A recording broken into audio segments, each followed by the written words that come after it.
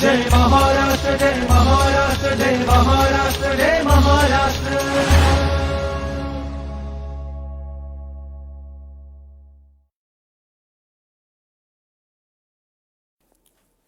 नमस्कार. माहिती व जनसंपर्क महासंचालनालयाच्या जय महाराष्ट्र कार्यक्रमात मी देवेंद्र पाटील आपलं स्वागत करतो. मंडळी, मुंबई, भिवंडी, मालेगाव अशा शहरांमध्ये गोवरचा प्रादुर्भाव सध्या वाढताना दिसत आहे आणि या आजाराची लक्षणं कोणती आहेत, उपचार कोणते आहेत, तसंच लहान मुलांची काळजी कशी पालकांनी घ्यायची, अशा सर्व गोष्टींची माहिती देण्याबरोबरच राज्य शासन या गोष्टी, हा जो साथरोग आहे हा रोखण्यासाठी कोणत्या उपाययोजना करत आहे, या सर्व गोष्टींची माहिती जाणून घेण्यासाठी आज आपण जय महाराष्ट्र कार्यक्रमात निमंत्रित केला आहे जे रुग्णालयाच्या अधिष्ठाता डॉक्टर पल्लवी सापळे यांना. मॅडम नमस्कार. जय महाराष्ट्र कार्यक्रमात आपलं मनपूर्वक स्वागत.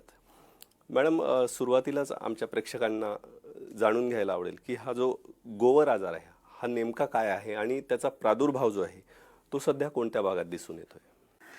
गोवर, आता सगळ्यांना व्हायरस हा शब्द परिचित झालाय कोविडमुळे, कोरोनामुळे दुर्दैवाने. तर गोवर किंवा मिझल्स हा पण एक प्रकारचा, म्हणजे इंग्लिशमध्ये त्याला मिझल्स म्हणतात, तो एक हिंदीमध्ये खसरा म्हणतात, काही लोक त्याला खसरा म्हणून ओळखतात. तर तो एक व्हायरल इन्फेक्शनच आहे, तो व्हायरसमुळेच होतो.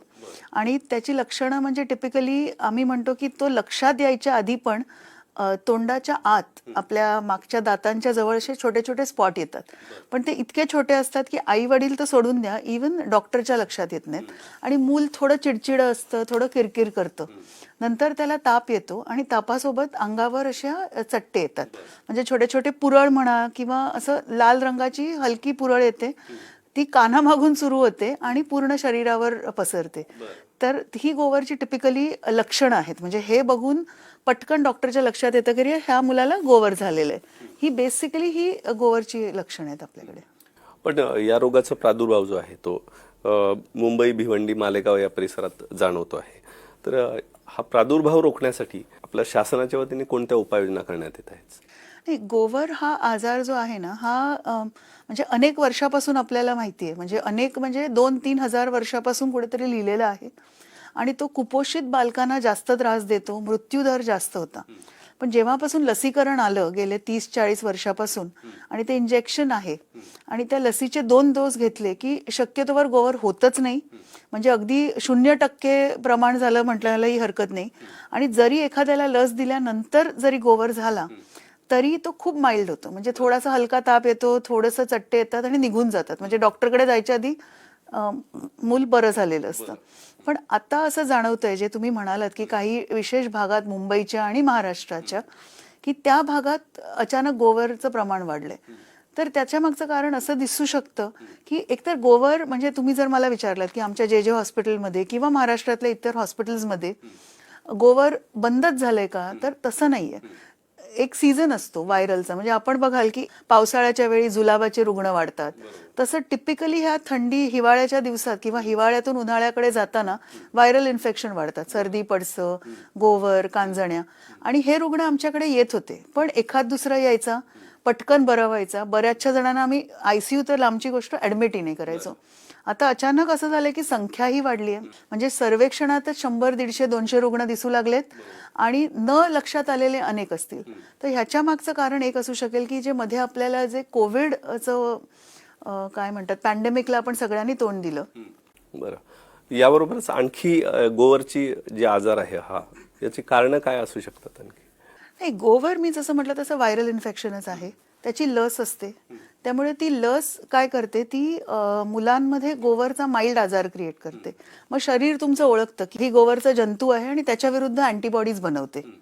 आणि आपण ही टिपिकली ही लस जी आहे ना 9 महिन्यानंतर देतो. त्याचं कारण पण हेच आहे की वय थोडं मोठं झालं की प्रत्येकाला आपल्याला गोवर होऊन गेलेलं असतं आणि मुलाच्या आईच्या अंगात पण गोवरच्या विरुद्ध अँटीबॉडीज असतात.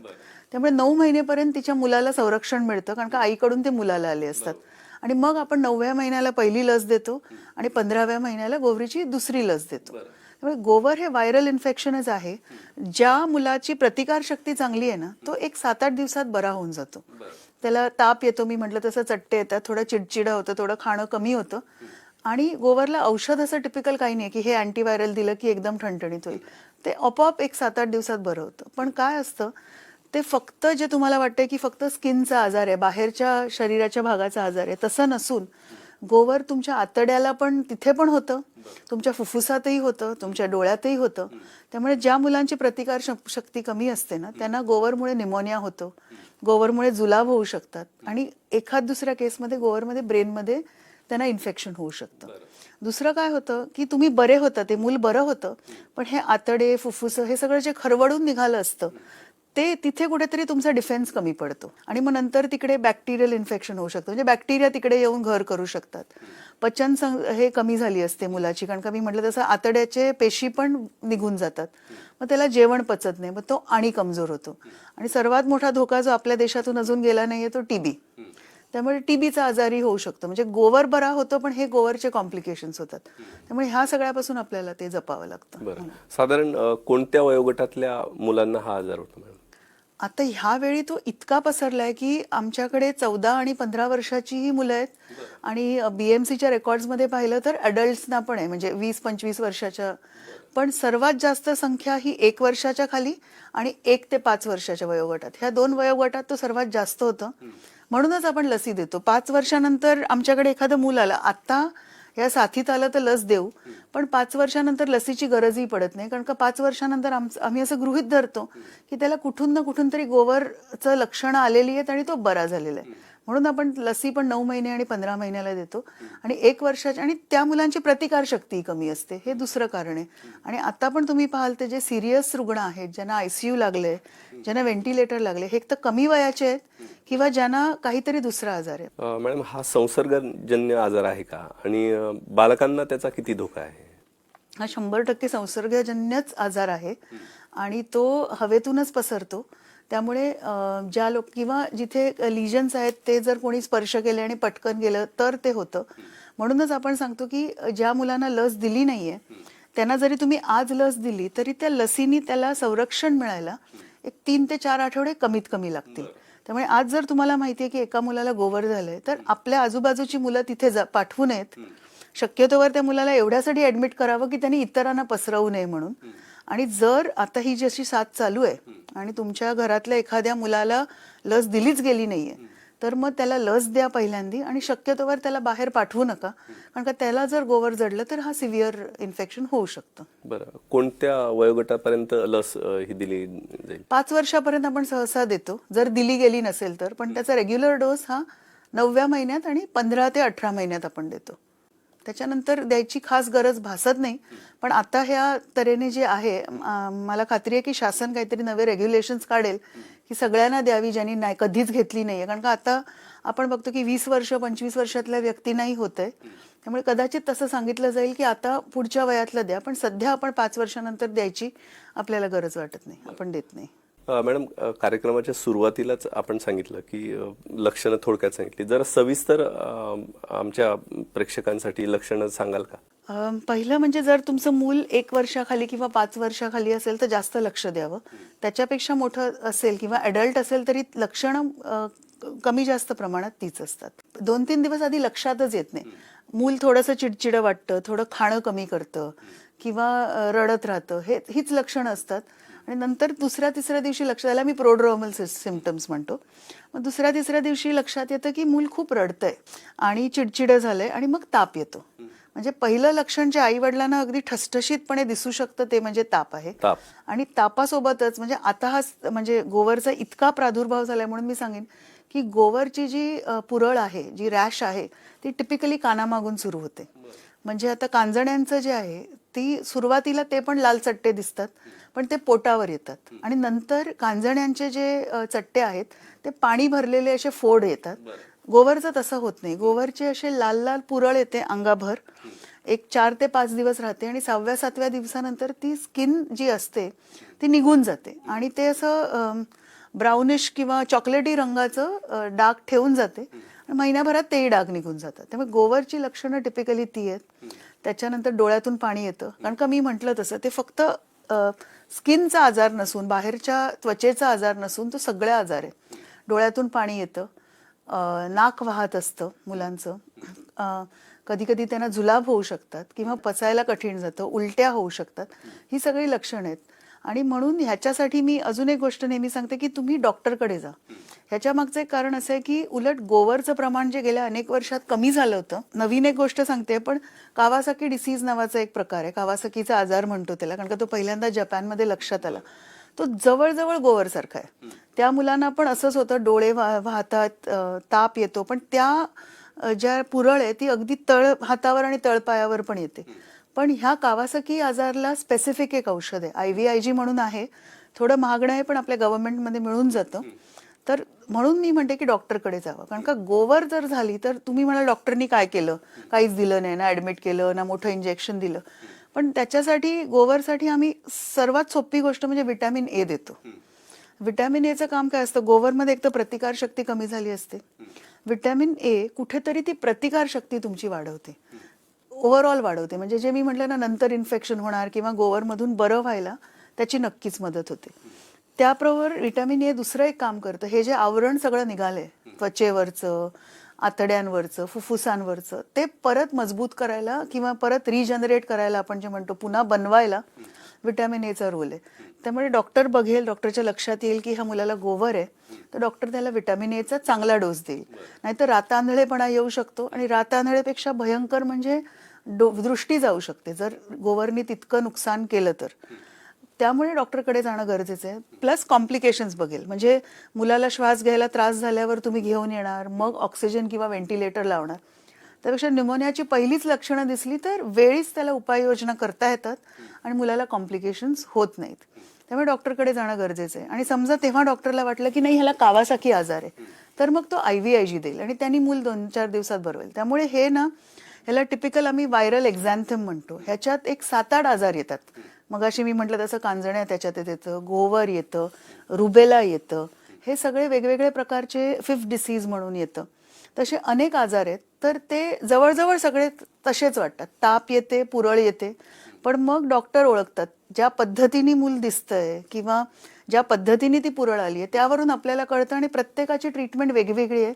काही ना ट्रीटमेंटची गरजही नाही आहे, पण ते ओळखणं गरजेचं आहे. मॅडम, आपण व्हिटॅमिन ए वाढलं पाहिजे असं सांगितलं, परंतु हे करत असताना डॉक्टरांनीच ते व्हिटॅमिन एची औषधं दिली पाहिजे का आहारातूनही काय काय घ्यावं? आहारातून व्हिटॅमिन ए मिळू शकतं, पण आहारातून व्हिटॅमिन ए ज्याच्याकडे कमतरता आहे ना, ज्या मुलाच्या अंगात, त्याला तेवढं आहारातून मिळणं कठीण आहे. आणि साधारण वर्षभराचं मूल जेमतेम आता घरातलं सगळं जेवण जेवू लागलं असतं, कदाचित ते बऱ्यापैकी आईच्या दुधावर असतं, तिथे व्हिटॅमिन ए नसतं. आणि ह्या गोवरच्या साथीच्या अनुषंगाने नाही, पण आपलं जे लसीकरण मोहीम आहे कायमची भारताची, त्याच्यात 9 महिन्यापासून 5 वर्षापर्यंत आपण दर 6 महिन्याला त्याला 50,000 युनिट व्हिटॅमिन ए प्रत्येक मुलाला देतो. उलट त्याचं व्हिटॅमिन ए लेवल कमी असेल, त्याला काहीतरी रातांधळेपणा किंवा काही झाला असेल, तर मग 2 लाख वगैरे जास्त डोस देतो किंवा गोवरचं. पण आपल्या नॅशनल प्रोग्रामचा एक भाग आहे की प्रत्येक मुलाला 50,000 युनिट व्हिटॅमिन ए 6-6 महिन्याला मिळतंच. त्यामुळे ते त्या मार्गाने घेतलेलंच बरं. पण आहेत अन्नपदार्थ, टिपिकली व्हिटॅमिन ए समजून घ्यायचं तर रंग असलेल्या भाज्या आणि फळं आहेत ना, त्याच्यात जास्त करून व्हिटॅमिन ए असतं. पण ते ज्याच्याकडे कमतरता आहे ते भरून नाही निघू शकत. पण रुटीन घेताना पपया म्हणा, आंबा म्हणा, जी फळं आणि भाज्या रंगीत आहेत त्यात जरा व्हिटॅमिन ए जास्त असं म्हणायला हरकत नाही. पण हा गोवरचा आजार जो आहे तो होऊच नाही यासाठी काय खबरदारी घ्यावी? लसीकरण सोडून दुसरं काहीच नाही, कारण का तो इतका सहज पसरतोय, आपल्यालाही आता दिसतंय. म्हणजे आपण 2-3 भागांची नावं घेतली, पण आता आमच्या JJ हॉस्पिटलमध्ये बायकळ्यात राहणारी, उमरखाडीत राहणारी ही रुग्ण आलेत. याचा अर्थ ते सगळीकडे पसरू लागले. फॉर एक्झाम्पल BCGची लस आहे, ती TB पासून तुम्हाला 100% वाचवते का? तर नाही. ती तुम्हाला कॉम्प्लिकेशन पासून बऱ्यापैकी वाचवते, पण TB पासून नाही. पण गोवरची लस इतकी परिणामकारक आहे की जर 2 डोस घेतले तर कुठेतरी, अगदी गॅरंटी कशातच नसते, पण ऑलमोस्ट गॅरंटी म्हणावं असं आहे की गोवर होणार नाही, आणि झालं तर त्याची लक्षणं खूप सौम्य होतील, त्याचे कॉम्प्लिकेशन्स होणार नाहीत. कारण का दुर्दैवाने गोवर झाल्यावर अजून एक महाभयंकर कॉम्प्लिकेशन हे आहे की गोवर आत्ता होतं वर्षभराच्या मुलाला, 7 ते 8 वर्षानंतर त्या मुलाच्या ब्रेनमध्ये SSP नावाचा एक आजार होतो, सबअक्यूट स्क्लेरोसिंग पॅनएन्केफेलायटिस. तो आजार असा आहे की मूल नॉर्मल असतं 7-8 वर्षाचं आणि अचानक अभ्यासात मागे पडू लागतं आणि हळूहळू इतकं वीक होतं, चालू शकत नाही, हातपाय वीक होतात आणि आता औषधं आली आहेत पण ती 100% परिणामकारक नाही आहेत आणि मृत्यूदर त्याचा जवळजवळ 100%. मग हे SSP जरी टाळायचं असेल तरी लसीकरण मदत करते, कारण का लस घेतलेल्या मुलांना SSP व्हायचं प्रमाण नगण्य म्हणजे शून्याच्या जवळ आहे. पण गोवर झालेल्या मुलात 10 लाखात एका मुलाला हे SSP देखील होऊ शकतं. म्हणजे वर्षभरात आजार निघून गेला आणि 6-7 वर्षांनी हा आजार जडतो. त्यामुळे लसीकरण म्हणजे आपल्याला सुदैवाने ही लस मिळालेली आहे, तर ही संधी पालकांनी घालवू नये, आपल्या मुलाला ते कवच द्यावं. हे झालं उपचारांच्या बाबतीत, परंतु गर्भवती महिला असतात तर त्यांना या आजाराचा कितपत धोका आहे, कसा धोका? पहिले 4-5 वर्षातच हा आजार होतो. नंतर कसं होत असेल, आपल्याला निसर्गच बूस्टर डोस देतं. म्हणजे आता हा सीझन आहे, दुर्दैवाने एवढे केसेस आहेत, पण तुम्ही 2-3 वर्षापूर्वी विचार केला तर आपल्या सगळ्यांना ना कोणाच्याकडून तरी गोवर होतो, आपल्याला लक्षात येत नाही, आपण बरे होत जातो. त्यामुळे गर्भवती महिलांना सहसा आजार होत नाही, त्यांना त्यांच्या आयुष्यात तो होऊन गेलेला असतो. त्यामुळे त्यांना झाला तर आम्ही मुलावर थोडं लक्ष ठेवतो, पण मिझल्स किंवा गोवरमुळे गर्भावर परिणाम झाल्याचे हिस्ट्रीमध्ये रेकॉर्ड फारसे नाही आहेत. उलट ह्याच्या उलट असं आहे, म्हणून तर आपण लस 9 महिन्याला देतो, की आईच्याच रक्तात अँटीबॉडीज इतके आहेत. आता अँटीबॉडी शब्द आता सगळ्यांना कोविडमुळे परिचयाचा झालाय, तर तिच्या शरीरात इतके अँटीबॉडीज असतात की तिच्या डिलिव्हरीच्या वेळी ती मुलाला देते, तिच्या रक्तातून मुलाच्या रक्तात जातात. आणि म्हणून पहिल्या 6 महिन्यात मूल गोवरपासून पण त्याचा बचाव होतो. म्हणून वर्षभराच्या खालच्या मुलांना जरी झाला तरी 6 महिन्यापेक्षा कमी वयाच्या मुलांना गोवर होत नाही, कारण का त्यांना आईच्या अँटीबॉडीज वाचवत असतात. आणि मग नंतर लसीकरण झालं की लसीच्या अँटीबॉडीज येतात आणि ते पुढे आपलं काम करतात. अच्छा मॅडम, गोवर आजाराच्या उपचाराबाबत काही ठिकाणी अंधश्रद्धा पण दिसून येतात, तर त्याबद्दल काय सांगाल आपण? नाही, आपल्या इथे हे सगळे मी जे म्हटलं हा मोठा ग्रुप आहे ताप आणि पुरळ येण्याचा, याला आपल्याकडे देवीचा आजार, देवीचा कोप म्हणायची पद्धत आहे आणि लोक मग मुलाला डॉक्टरकडे नेत नाहीत. हे खूपदा होतं. म्हणजे आमच्या हॉस्पिटलमध्ये असं होतं की मुलाला निमोनिया झाल्यावर घेऊन येतात, मग इतके दिवस का नाही आणलं, नाही घरातच ठेवलं, देवी आली होती. तर ते करू नये, डॉक्टरकडे यावं. पण आता काही गोष्टी आम्ही करू देतो, जसं त्यांना कडुलिंबाच्या पाल्याने आंघोळ घालायला एक पद्धत आहे, तर हरकत नाही आहे आणि उलट चांगलं आहे, कारण का त्याच्यात अँटीबायोटिक गुण आहेत, आपल्याला माहिती आहेत. पण ते मूल आजारी असताना, ताप असताना त्याला जबरदस्ती आंघोळ घालण्यात काय अर्थ नाहीये. आणि डॉक्टरकडे म्हणजे काहीतरी देवी आली आहे ती उतरवली पाहिजे वगैरे असं काही नाहीये. पण ब्रॉडली ह्या सगळ्यांना, आणि जेव्हा ही बाकीची औषधं नव्हती त्यावेळी ही म्हणजे परंपरा किंवा ही अंधश्रद्धा होती, तर त्यातला श्रद्धेचा भाग ठेवावा, पण अंधश्रद्धा करून मुलाचं नुकसान करतोय आपण. बरोबर, त्यामुळे त्यांची तब्येत जास्त बिघडू शकते. मॅडम, हे झालं अंधश्रद्धेच्या बाबतीत, परंतु पालक आणि डॉक्टर या दोघांची भूमिका या गोवरच्या आजारात, आता जे प्रादुर्भाव वाढलेला आहे अशा परिस्थितीत महत्वाची आहे, तर त्यांना आपण काय सांगाल? नाही, आता हे गोवरच्या लसीकरणाबद्दल आपण बोललो आणि तुम्ही गर्भवती महिलांबद्दल बोललात, त्या अनुषंगाने एक गोष्ट सुचली म्हणून सांगायची की गोवरची जी दुसरा डोस देतो ना, तो कॉम्बिनेशन असतो. त्यात गोवर बरोबर आपण रुबेलाचा पण डोस देतो. आणि रुबेला हा आजार मात्र गर्भवती महिला हा वेगळा आहे. म्हणजे गोवरला मिझल्स म्हणतो, रुबेलाला कधी कधी काही लोक जर्मन मिझल्स म्हणतात. तो लक्षात येत नाही, आईला फार त्रासच होत नाही, ताप येतो, मानेच्या मागे थोडीशी रॅश येते, पण त्यांनी मुलावर खूप परिणाम होतो. म्हणजे मुलाला हार्टचा रोग होऊ शकतो, कानाचा ऐकण्याचा रोग होऊ शकतो. त्यामुळे हे लसीकरणाचा ड्युअल फायदा आहे. म्हणजे जर आईला आठवत नसेल, एखाद्या गर्भवती महिला किंवा लग्न झालेल्या महिलाला की आपण डोस घेतलाय की नाही, तर तिने MRचा डोस घ्यावा.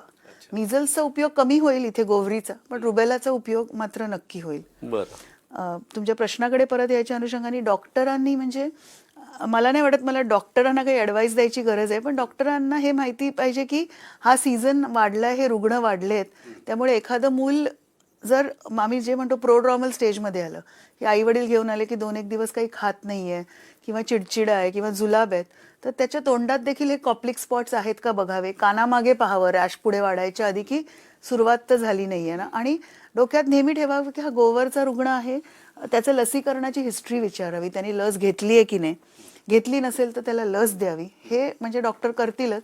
आणि व्हिटॅमिन ए जो गोवरचा प्रोटोकॉल आहे तर ते देतीलच.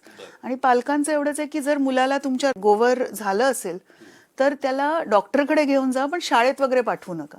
शाळेत इतर मुलं असतील ज्यांची प्रतिकारशक्ती कमी असेल, किंवा त्यांनी लसच घेतली नसेल तर त्यांना होऊ शकतं. एकदा मी म्हटलं ना, ते पुरळ जी आहे ती ब्राउनिश होऊ लागली, चॉकलेटी रंगाची होऊ लागली, म्हणजे चामडी जशी आपली निघून जाते तशी हळूहळू ती निघून जाते. तसं झालं की ह्याचा अर्थ तुमचा मूल दुसऱ्या मुलाला ते इन्फेक्शन देऊ शकत नाही, मग त्याला बाहेर शाळेत पाठवावं, तोपर्यंत पाठवू नये. आणि गोवर झाल्यानंतरही महिनाभराने तरी डॉक्टरला पुन्हा एकदा दाखवावं की त्याचे काही साईड इफेक्ट्स तर राहिले नाहीयेत, म्हणजे टीबी तर नाही ना झाला, किंवा आतडं वीक तर नाही झालं, किंवा डोळ्याला काही प्रॉब्लेम नाही झाला, हे पालकांनी नक्कीच करावं.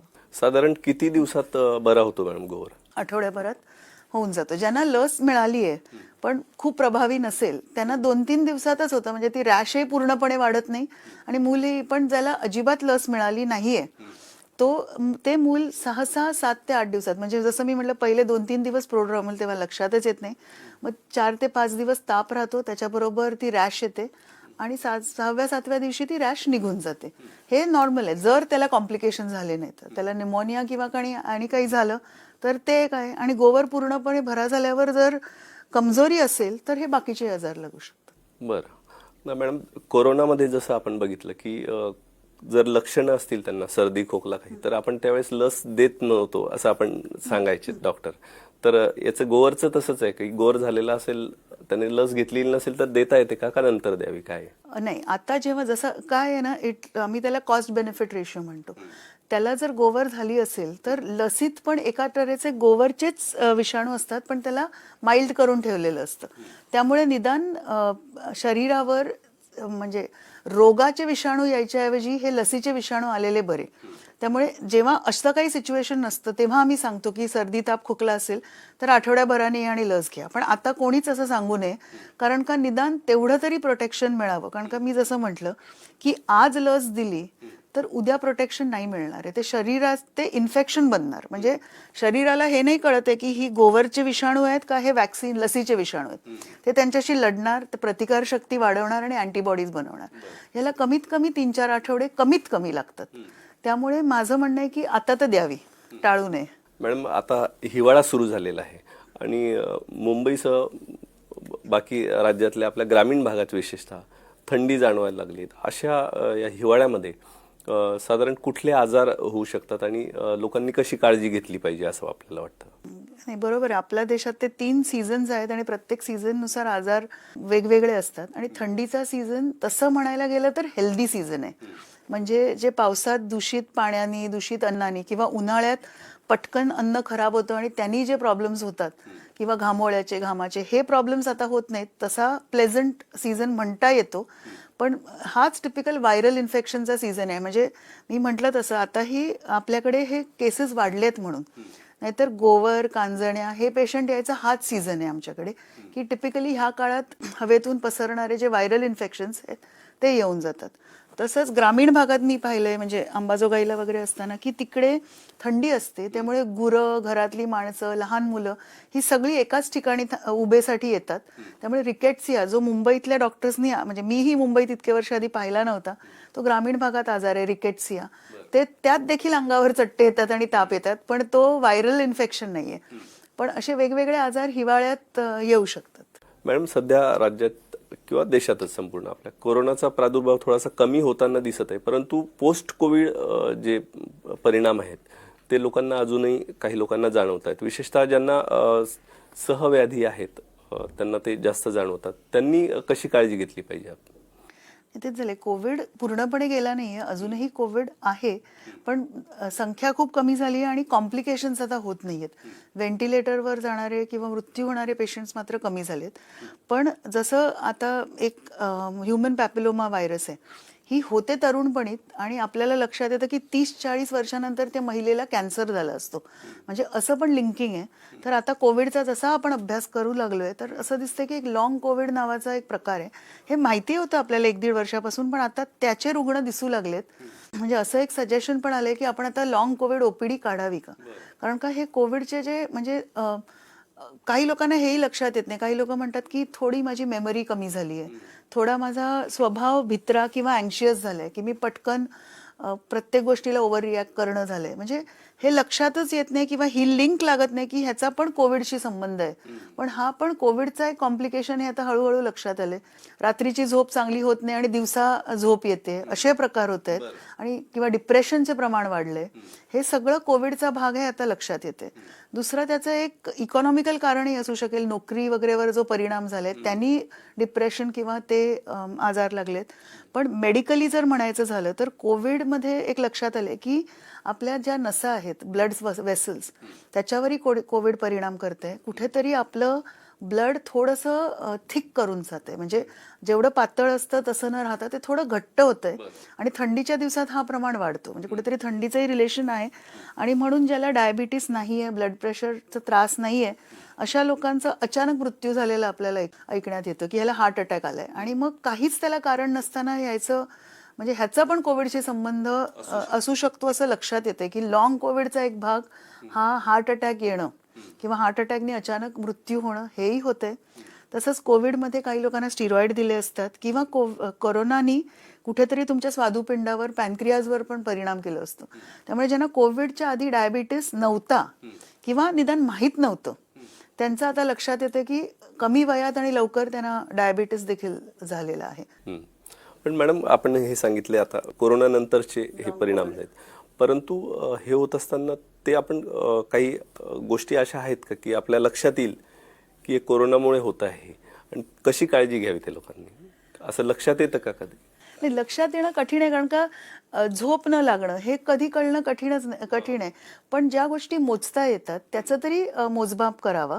म्हणजे याचा अर्थ की तुम्ही तुमचं ब्लड प्रेशर तपासावं, तुमचं ब्लड शुगर तपासावी. आणि डॉक्टरनी सांगितलं तर आम्ही कोविड नंतर एक 2-3 महिने ॲस्प्रिनचाही कोर्स देतो, ज्यांनी रक्त थोडं पातळ राहील आणि हार्ट अटॅक व्हायचा चान्सेस किंवा पॅरालिसिस पण होऊ शकतं. म्हणजे मेंदूला जाणाऱ्या वाहिन्या पण जर संकुचित झाल्या तर पॅरालिसिस देखील होऊ शकतं. कोविडच्या संदर्भात म्हणणारच नाही, अमेरिकन्सना ना 50 किंवा 60 नंतर जे व्याधी होतात त्या आपल्या भारतीयांना 30च होतात, डायबिटीस आणि ब्लड प्रेशर. मग कोविडशी संबंध न जोडताही मी सांगेन की 30 नंतर प्रत्येकाने आपलं ब्लड प्रेशर निदान 3 ते 5 वर्षांनी आणि ब्लड शुगर पण दर 3 वर्षांनी तपासावी. आणि खास करून जर तुमच्या घरात आई वडिलांना किंवा भावंडांना असेल कमी वयात झालेला आजार तर तुम्ही करावा. त्याचं कोविडशी मुळे आहे की नाही हे कॉज अँड इफेक्ट शोधणं थोडं कठीण आहे. अँटीबॉडीज चेक करून करता येईल, पण अँटीबॉडीज किती दिवस राहतात हे नाही. त्यामुळे ते सगळं संशोधनाचा विषय राहील. पण आपल्याला आपला जीव वाचवायचा आहे तर आपली ब्लड शुगर आणि ब्लड प्रेशर चेक करायला तर काहीच हरकत नाही आहे. तर ह्या होत्या जे रुग्णालयाच्या अधिष्ठाता डॉक्टर पल्लवी सापळे मॅडम. मॅडम, आपण इथं आलात आणि आमच्या प्रेक्षकांना गोवर या आजाराची लक्षणं, उपचार, तसंच शासनामार्फत सुरू असलेले प्रयत्न आणि या थंडीच्या दिवसात तसंच कोरोनानंतर रुग्णांनी कशी काळजी घ्यावी, गोवरच्या संदर्भात बालकांची कशी काळजी घ्यावी, या सर्व गोष्टींची अतिशय उपयुक्त अशी माहिती दिली. त्याबद्दल माहिती व जनसंपर्क महासंचालनालयाच्या वतीनं मी आपले आभार मानतो. धन्यवाद.